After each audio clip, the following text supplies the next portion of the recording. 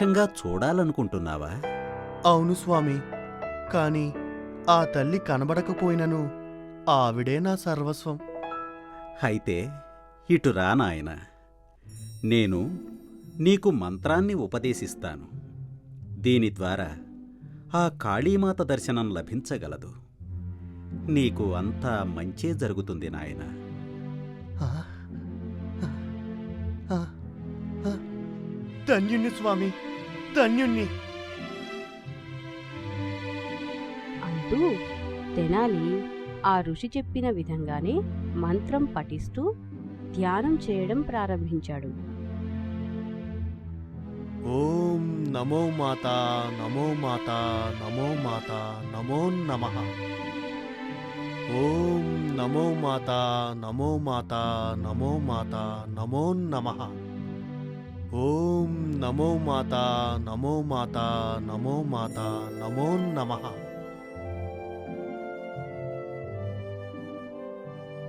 రామకృష్ణ, నీ తపస్సుకు నేను మెచ్చాను. కళ్ళు తెరిచి చూడు, భయపడకు. జై కాళీమాత.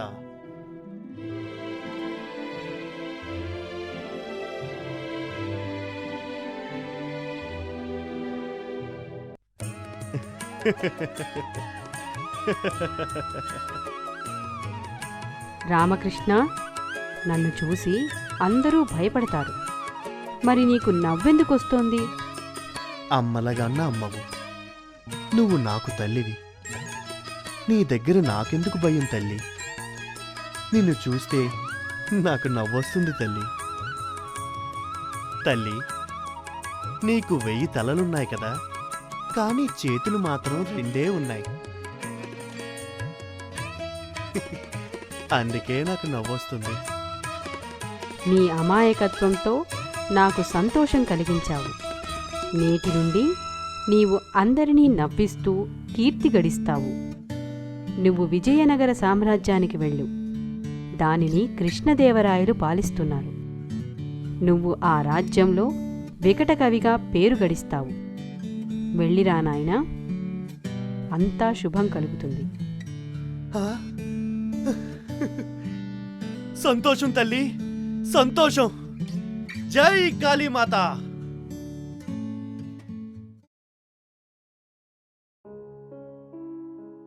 కాళికామాత సూచనల ప్రకారం తెనాలి శ్రీకృష్ణదేవరాయలు పరిపాలిస్తున్న విజయనగర సామ్రాజ్యానికి చేరుకున్నాడు.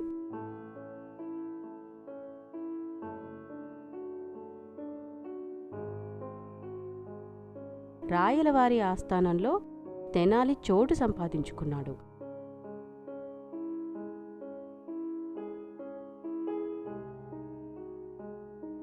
ఒకరోజు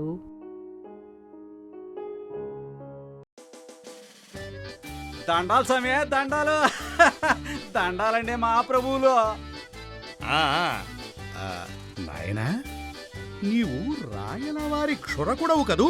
ఆ, అనగా చాలా గొప్పవాడివి. ఆ, ఏదో పిచ్చాపాటి మాటలు మాట్లాడి నవ్వించే ఆ తెనాలి రాముడి కన్నా నీవు చేసేది గౌరవప్రదమైన పని నాయనా. కనుక అతని కంటే నీకే ఎక్కువ బహుమానాలు అందాలి. ఆ. అంతేకాదు, అతను అనుభవిస్తున్న పదవి, అధికారం కూడా నీకే దక్కాలి. అంతేనంటారా స్వామి? నేను చెప్పినట్లు విని రాయలవారి వద్దకు వెళ్ళి న్యాయంగా నీకు రావలసినవన్నీ అడుగు. తప్పేం లేదు, వెళ్ళు. నేను అంత గొప్పోడినే స్వామి. అయితే రాయల వారికి సవరం చేసేటప్పుడు మంచి సమయం చూసుకుని అడగాల్సినవన్నీ అడుగుతా స్వామి. అది నాయనా, అది నేను చెప్పేది. నా ఆశీర్వాదం నీకెప్పుడు ఉంటుంది. ఏళ్ళు నాయనా. దండాలు స్వామి, వస్తాను. అలా ఆ క్షురకుడు రాయలవారి దగ్గరకు బయలుదేరాడు.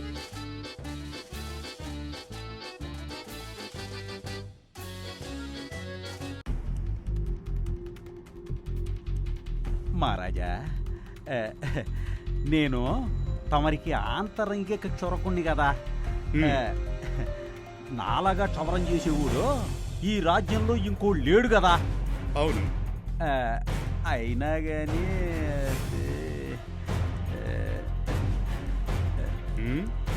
అయినా ఏమిటి నసక్కుండా చెప్పు. ఆ, ఏం లేదు మహారాజా. ఆ తెనాలి రామకృష్ణ వారేమో మీతో 4 మాటలు మాట్లాడి నవ్వించి బహుమతులన్నీ తీసుకుంటున్నారు. అంతేకాకుండా పదవిని అధికారాన్ని అనుభవిస్తున్నారు. ఆ, నాకు కూడా అట్లాంటి అవకాశం ఒకసారి ఇవ్వచ్చుగా మహారాజా. హ్మ్? అలాగే రేపటి నుంచి నీకు కూడా అధికారం, పదవి, బహుమానాలు లభించేలా చేస్తాను. దండాలు మహారాజా, దండాలు.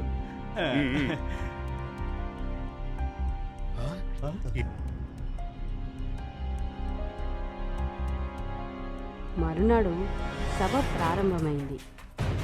ఏంటిది? రామకృష్ణుడు కూర్చోవలసిన సింహాసనం మీద ఈడు కూర్చున్నాడండి. అదే సారా చేసుకునేవాడు కూర్చోటం ఏంటి? తెనాలి సభకు వచ్చేసరికి తెనాలి కూర్చోవలసిన ఆసనంలో క్షురకుడిని చూసి తెనాలి, ఇదేంటి, నేను కూర్చోవలసిన ఆసనం మీద ఈ క్షురకుడు కూర్చున్నాడు. వీడికి సరైన జ్ఞానోదయం చేయాల్సిందే. అలా తనలో తానే అనుకుని అక్కడి నుండి బయలుదేరాడు.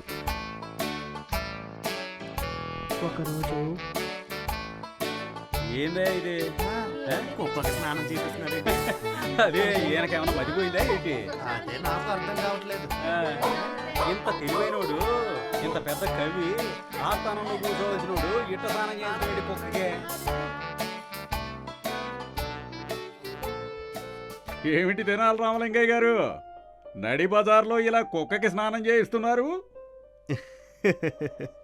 నేను స్నానం చేయించటం లేదు, ఈ నల్ల కుక్కని తెల్ల కుక్కగా మారుస్తున్నాను. అదేమిటి స్వామి, అందరూ మిమ్మల్నే చూస్తున్నారు. నల్ల కుక్క తెల్లగా మారదని మీకు తెలియంది కాదు కదా? నాకేమీ తెలీదు. నేను ఈ నల్ల కుక్కని తెల్లగా మార్చాలి, అంతే. మీరందరూ వెళ్ళి మీ మీ పనులు చూసుకోండి, నన్ను బాధించకండి. వెళ్ళండి వెళ్ళండి. సరే, మీ పిచ్చి నీ ఆనందం, మేమేం చేయగలం?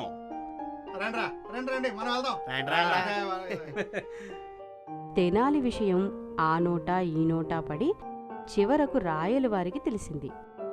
రాయలవారు విషయం తెలిసిన వెంటనే తెనాలిని సభకు పిలిపించారు.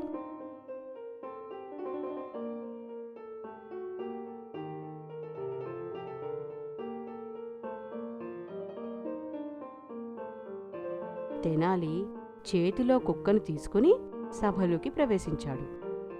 ఏమిటి రామకృష్ణ కవి, నడి బజార్లో నిలబడి కుక్క రంగును మార్చడానికి ప్రయత్నిస్తున్నారట?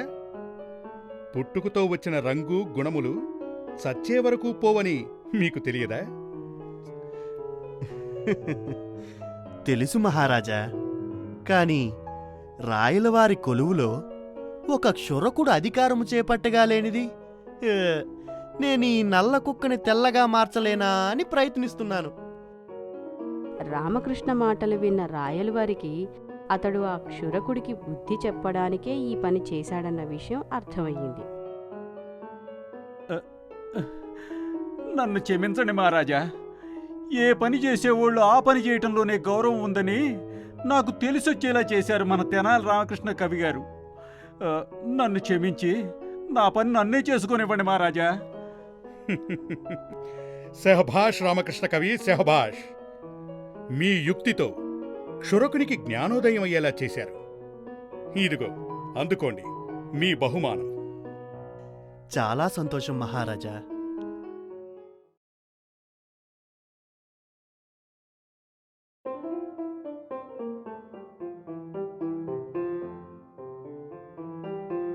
ఒకరోజు నలుగురు దొంగలు ఒకచోట సమావేశమై ఇలా మాట్లాడుకున్నారు. యారా, మనం దాదాపుగా అన్నేళ్లని దోసుకున్నాం. అవును, కానీ తెనాలి రామలింగడింటిని దోసుకోలేదు. అవును రోయ్. ఆయన దగ్గర బోలెడు సంపద ఉందట. మరైతే ఎందుకు ఆలస్యం? ఈ రోజే వెళ్ళి ఆయన ఇంటిని దోచేసుకుందాం. అంతేనంటావా? అంతేరా. అలా ఆ నలుగురు తెనాలి ఇంటికి దొంగతనానికి బయలుదేరారు.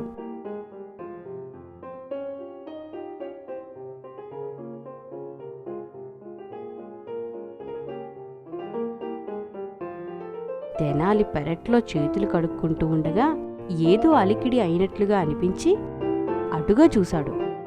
నలుగురు దొంగలు తచ్చాడుతున్నట్లుగా అనిపించింది. విషయాన్ని గ్రహించిన తెనాలి, ఆ చెట్టు చాటున దొంగలున్నట్టున్నారు. నా ఇంటినే దోచుకోవడానికి వచ్చినట్టున్నారు. వీళ్ళని దారి మళ్లించాలి. ఏమోయ్ ఎలారా? ఏమిటండి? ఈ మధ్య దొంగల బెడద ఎక్కువైపోయింది.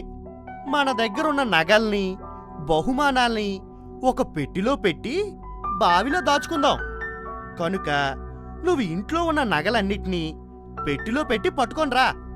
ఆ పెట్టెను నెమ్మదిగా బావిలో వేద్దాం. ఏమంటావ్? అలాగేనండి, ఇప్పుడే పట్టుకొస్తా. దారు, ఈ తెనాలి రామలింగడికి తెరివి బొత్తిగా లేనట్టుందే. నగలన్నీ బావిలో ఎత్తనట్టు గట్టిగా అరిసి మరీ చెబుతున్నాడు.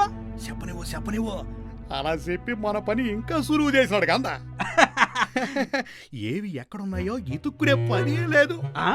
అర్ధరాత్రి దాటిన తర్వాత మన పని మనం కానిద్దాం. అంతే మరి, అంతే కదా. అలా ఆ నలుగురు తెనాలి మాటలు నిజమని నమ్మి అర్ధరాత్రి దాటేంత వరకు వేచి ఉన్నారు.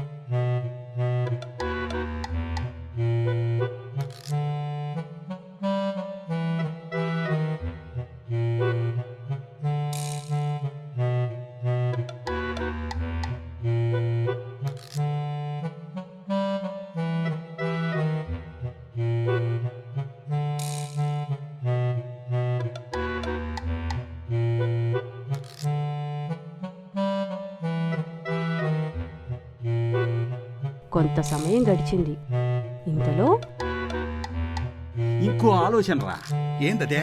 మరి బావిలో ఉన్న నీళ్లు కొన్నైనా బయటికి తోడిపోతే బంగారం పెట్టిన బయటికి తీయటం సులభం అవుద్ది కదా. అంతేనంట. అంతే మరి. అయితే ఇంకెందుకు ఆలస్యం? తోడైతే పోలా.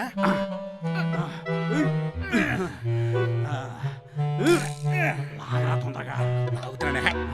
మళ్ళీ తెల్లారిపోద్దే. బావిలో నీటిని తోడటం మొదలుపెట్టారు.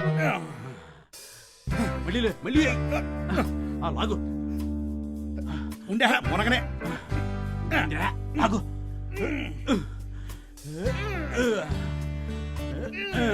పూజ. వారిని చాటుగా గమనిస్తున్న తెనాలి, వీళ్ళు తెలివి తక్కువ దొంగల్లా ఉన్నారు. అలా ఆ నలుగురు దొంగలు నీళ్లని తోడటం ప్రారంభించి చాలా సమయం గడిచింది. పుట్టి దద్దమ్మలు. నేను రాళ్ళు రప్పల్ని పెట్టిలో పెట్టి బంగారమని బావిలో వేస్తే వాటిని బయటికి తీయడానికి బావిలో ఉన్న నీళ్ళన్నీ తోడిపోస్తున్నారు. ఆ ఈ నీళ్లు వృధా కాకుండా ముందు పొలానికి మళ్లించాలి. ఆపై రాజభటులను కూడా వెంట పెట్టుకొని రావాలి. మళ్ళీ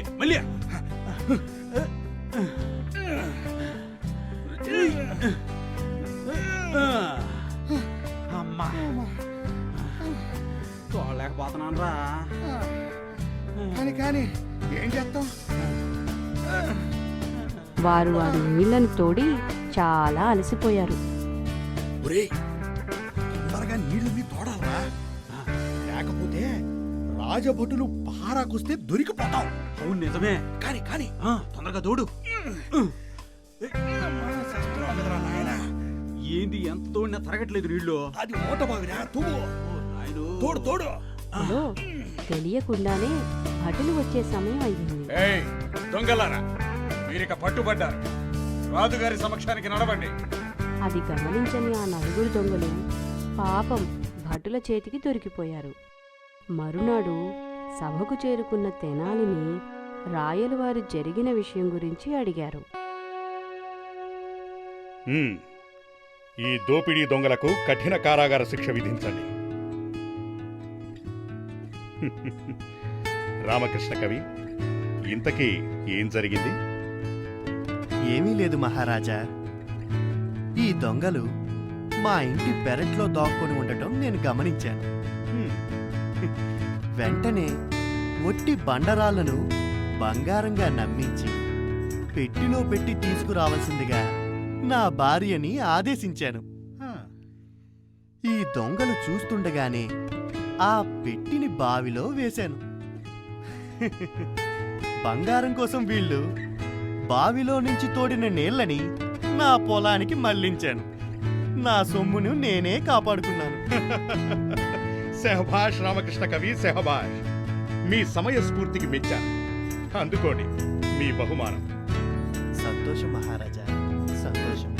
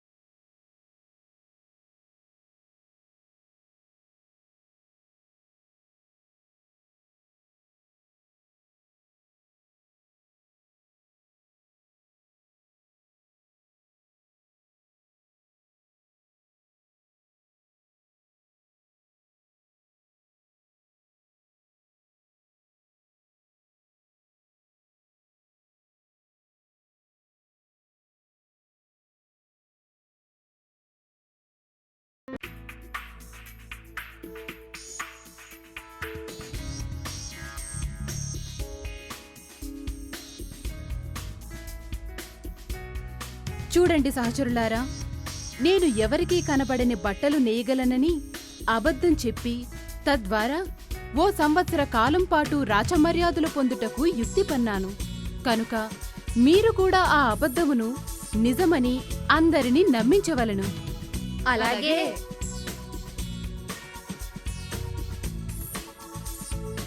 తెలియకుండానే ఒక ఏడాది కాలం గడిచిపోయింది.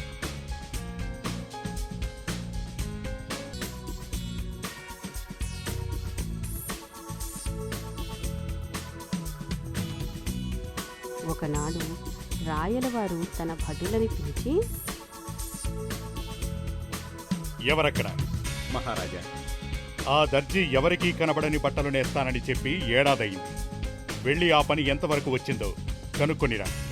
చిత్తం మహారాజా.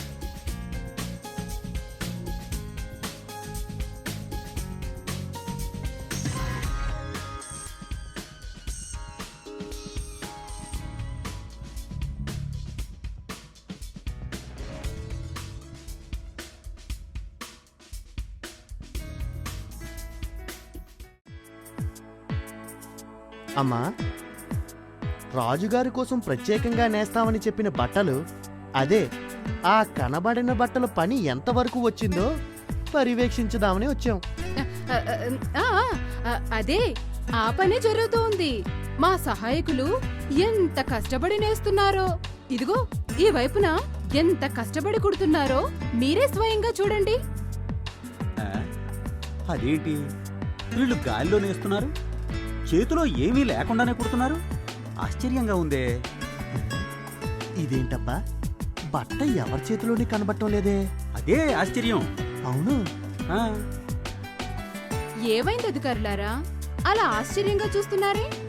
ఈ బట్టలు దైవత్వం గలవి కనుక మామూలు కనులు వీటిని గుర్తించలేవు. కానీ మీరు వీటిని చూడగలుగుతున్నారు కదా? ఆ, అవునవును, కనబడుతున్నాయి. మేమిక వెళ్ళొస్తాం, పదరా. ఆ. అలా ఆ భటులు రాయలవారి దగ్గరికి వెళ్ళి, మహారాజా, బట్టలు చాలా బాగా తయారవుతున్నాయి, ఎంతో అద్భుతంగా ఉన్నాయి. రేపే వాటిని సభలో ప్రవేశపెట్టనున్నట్టు దర్జీగారు తెలుపమన్నారు. మరునాడు యథావిధిగా సభ ప్రారంభమైంది. యువతి లోపలికి ప్రవేశించింది.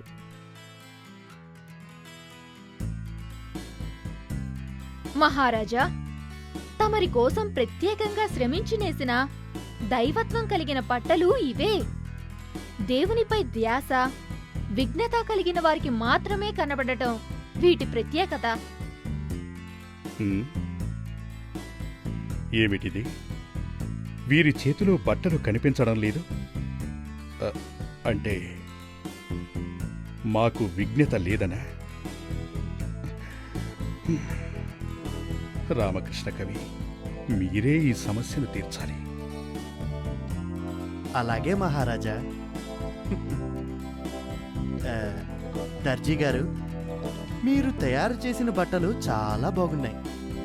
కానీ వాటిని మీరే ముందుగా ధరించి చూపించవలసిందిగా మేం కోరుతున్నాం. ఏంటి, నేను ధరించి చూపించాలా? మ్మ్, అవును. మీరైతే ఆ బట్టల్లోని ప్రత్యేకతను వేసుకొని నిరూపించగలరు. అందుకే మిమ్మల్ని వేసుకోమంటున్నాం. రామకృష్ణ కవి గారు, మీరు నా కపట నాటకాన్ని పసిగట్టారు.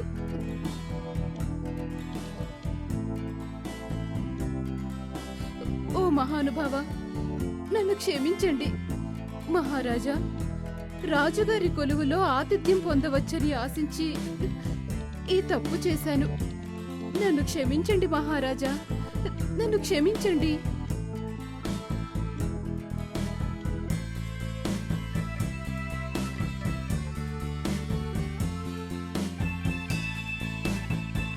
సెహబాష్ రామకృష్ణ కవి, సెహబాష్. మీ తెలివికి మెచ్చాం. అందుకోండి బహుమానాలు. ధన్యుని మహారాజా, ధన్యుని. ఒకరోజు ఒక వింత సమస్య వచ్చింది. ఇరాన్ మహారాజు అక్బర్ మహారాజుకి 3 ప్రతిమలు పంపి వాటిలో ఏది ఉత్తమమైనదో, ఏది మధ్యమమైనదో, ఏది అధమమైనదో